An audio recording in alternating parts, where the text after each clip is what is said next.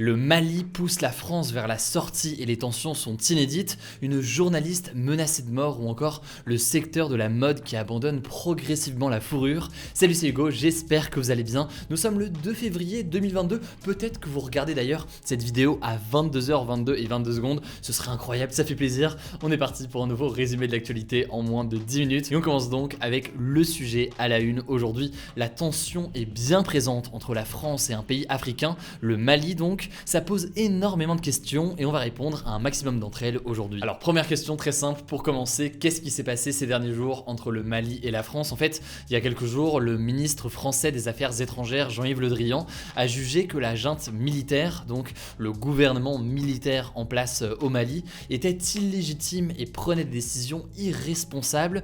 Conséquence, eh bien, tout ça n'a pas plu du tout justement à ce gouvernement militaire qui a donc ordonné l'expulsion sous 72 heures de l'ambassadeur français qui était aujourd'hui présent au Mali. Bon, mais avant de comprendre toutes ces tensions, commençons quand même par le début. Pourquoi est-ce que la France est engagée au Mali? En fait, la France s'est engagée militairement depuis 2013 au Mali, d'abord avec l'opération Serval et puis avec l'opération Barkhane.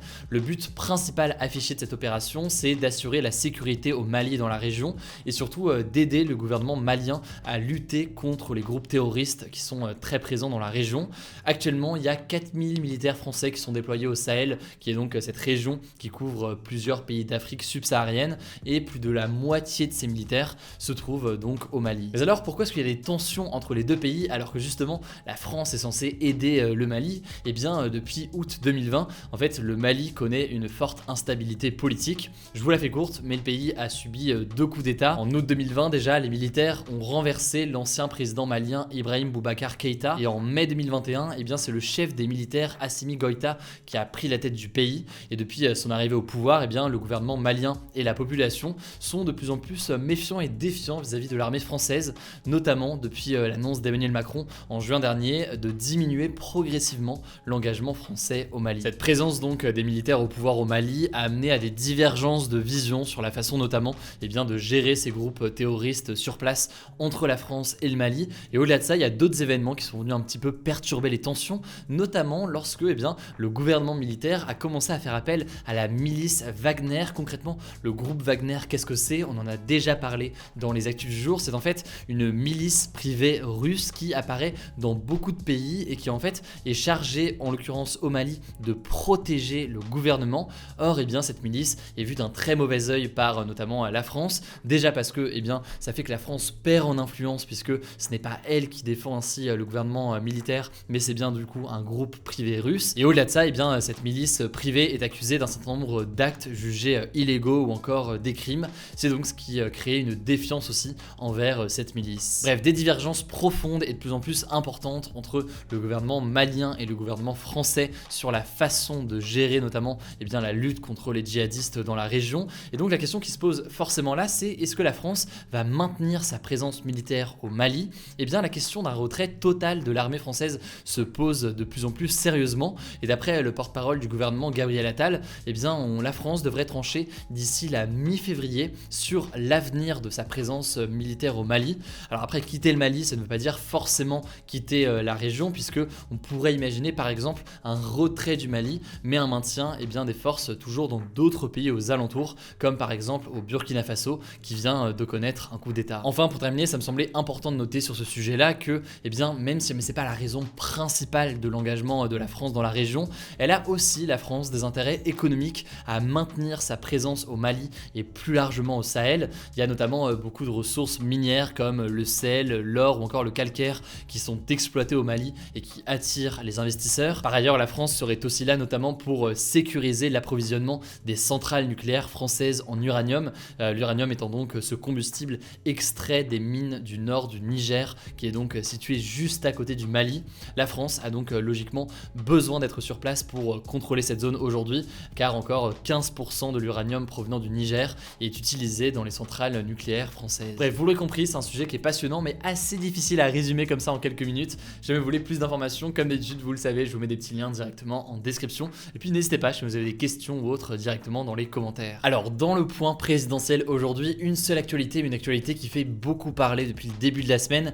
Claire Secaille, une chercheuse en études des médias au CNRS, a additionné en fait le temps de parole consacré à chaque candidat à l'élection présidentielle dans les émissions de C8 qui sont animées par Cyril Hanouna. Donc c'est notamment TPMP, mais aussi Balance ton poste ou encore Face à Baba. Et bien entre septembre et décembre 2021, les résultats semblent assez inégalitaires puisque 44% du temps est consacré au candidat Éric Zemmour, 22% à Emmanuel Macron et quant aux candidats de gauche, eh bien ils sont beaucoup plus bas. Alors face à cette étude, Cyril Hanouna a répondu en direct dans TPMP, d'abord en contestant certains chiffres ou alors en les nuançant, mais surtout en assumant le reste, notamment le fait que parler d'Éric Zemmour garantissait des bonnes audiences et qu'il était celui, Éric Zemmour, qui faisait beaucoup l'actualité, ce qui a donc pour conséquence, selon lui, qu'on en parle autant ou alors que les sujets autour de lui sont autant traités. Alors je vais pas rentrer dans les détails ici sur la méthode de calcul, le débat autour, etc.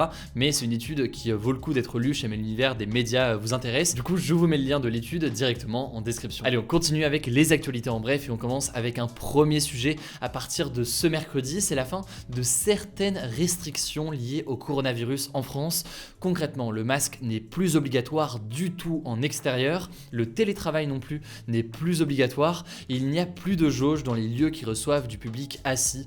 Donc c'est le cas par exemple des stades. Bon alors je sais pas, mais du coup l'impact va énormément se ressentir de votre côté puisque par exemple le masque en extérieur, ça fait longtemps qu'il n'était pas vraiment appliqué partout. Mais donc voilà, maintenant prochaine étape sur la fin des restrictions, c'est le 16 février avec notamment le retour des boîtes de nuit ou encore le retour des concerts debout. Et à noter au passage, on en a déjà parlé sur la chaîne, que certaines restrictions comptent rester toujours en place pour le moment. C'est le cas par exemple du pass vaccinal. Deuxième information, toujours en France, l'île de la Réunion dans l'océan Indien donc a été placée en alerte rouge ce mardi par Météo France.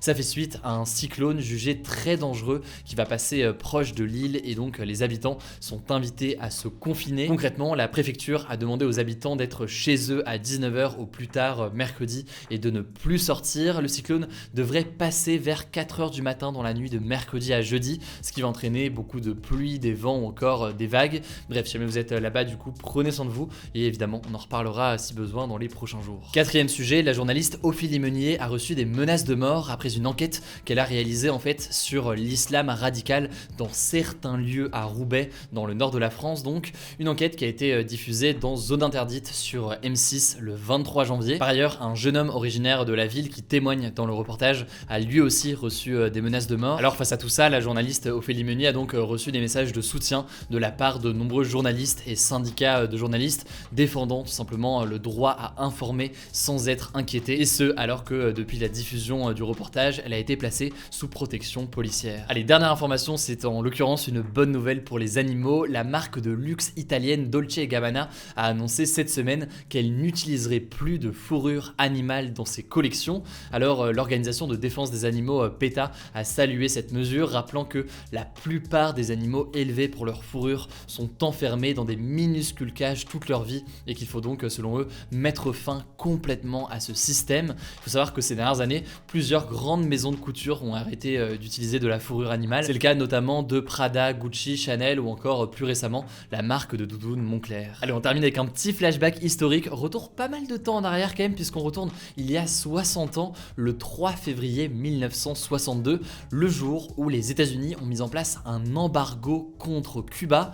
En gros, les États-Unis ont décidé de rompre toutes les relations commerciales, économiques, financières ou encore diplomatiques avec Cuba, le tout dans l'objectif d'isoler le pays et d'entraîner la chute du régime de Fidel Castro, le dirigeant cubain de l'époque, à la tête notamment du parti communiste de Cuba et très hostile donc aux Américains. Alors cet embargo est considéré aujourd'hui comme le plus long de l'époque contemporaine car il est toujours en application aujourd'hui, mais depuis 1981, l'Organisation des Nations Unies a très régulièrement réclamé sa levée. Pour l'instant, il est donc toujours pas mal en place. Si vous voulez plus d'infos, je vous mets un petit lien en description. Alors pas de débat hier, pas de débat non plus aujourd'hui, décidément, c'est donc tout pour ce nouveau résumé de l'actualité en moins de 10 minutes. N'hésitez pas à vous abonner, si ce n'est pas encore le cas, pour ne pas louper les vidéos suivantes. En description, je vous mets des petits liens pour en savoir plus. Prenez soin de vous, prenez soin de vos proches et on se dit à demain pour une nouvelle vidéo.